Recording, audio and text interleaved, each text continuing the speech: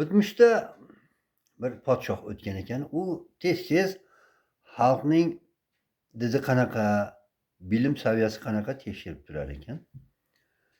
Bir kuni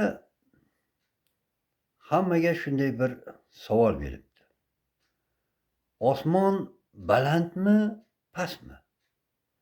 Yer chuqurmi, sayozmi? Endi butun mamlakatdan odamlar kelib javoblar aytishibdi. Ularning ichida olimlar, kazolar ham bor ekan. Endi baland yoki past yo bo'lmasam chuqur sayozligini albatta isbot qilib berish kerak. Gapiga javob berish kerak-da. Birortasi gapiga javob bera olmabdi. Endi bunga javob topsa katta mukofot bor ekan. Bir dehqon odam ham podshohning huzuriga kelibdi-da, shu savollaringizga javob beraman debdi. Podshoh aytibdi, xo'p, mayli. Osmon balandmi, pastmi? Yer chuqurmi, sayozmi?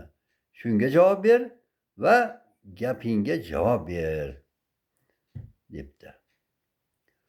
Dehqon shunday debdi. Osmon baland emas, judayam past. Agar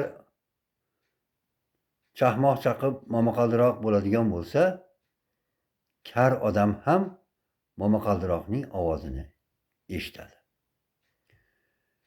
Yer judayam chuqur. Otam o'lganiga 60 yil bo'ldi.